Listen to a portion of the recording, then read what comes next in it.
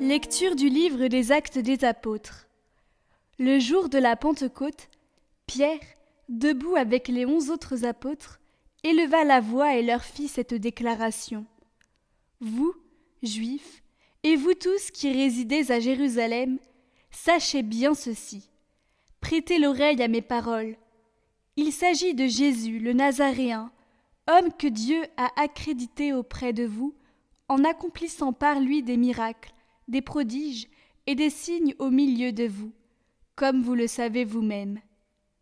Cet homme, livré selon le dessein bien arrêté et la prescience de Dieu, vous l'avez supprimé en le clouant sur le bois par la main des impies.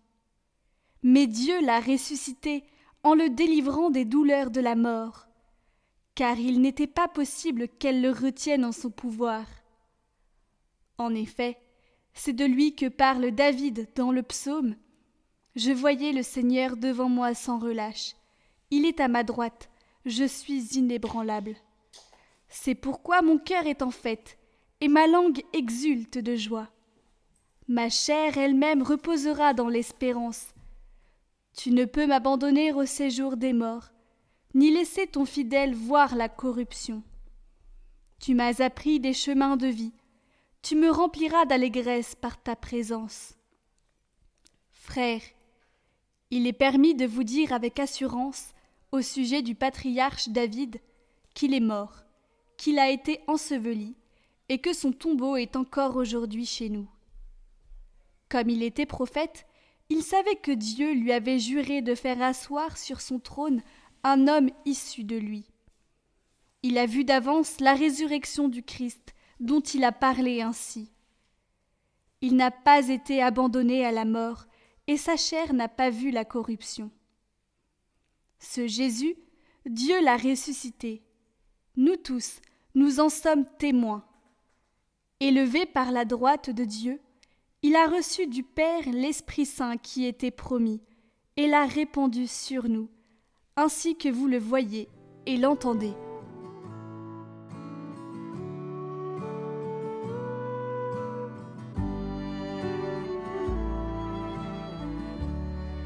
Garde-moi, mon Dieu, j'ai fait de toi mon refuge. Garde-moi, mon Dieu, j'ai fait de toi mon refuge. J'ai dit au Seigneur, tu es mon Dieu. Seigneur, mon partage et ma coupe. De toi dépend mon sort. Je bénis le Seigneur qui me conseille. Même la nuit, mon cœur m'avertit. Je garde le Seigneur devant moi sans relâche. Il est à ma droite, je suis inébranlable. Mon cœur exulte, mon âme est en fête, ma chair elle-même repose en confiance. Tu ne peux m'abandonner à la mort, ni laisser ton ami voir la corruption. Tu m'apprends le chemin de la vie, devant ta face, débordement de joie, à ta droite, éternité de délices. Garde-moi, mon Dieu, j'ai fait de toi mon refuge.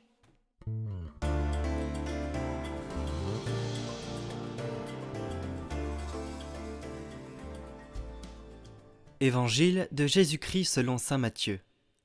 En ce temps-là, quand les femmes eurent entendu les paroles de l'ange, vite elles quittèrent le tombeau, remplies à la fois de crainte et d'une grande joie, et elles coururent porter la nouvelle à ses disciples.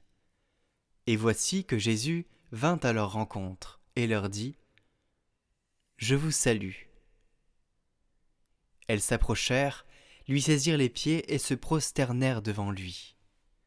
Alors Jésus leur dit : « Soyez sans crainte, allez annoncer à mes frères qu'ils doivent se rendre en Galilée, c'est là qu'ils me verront. » Tandis qu'elles étaient en chemin, quelques-uns des gardes allèrent en ville, annoncer au grand prêtre tout ce qui s'était passé.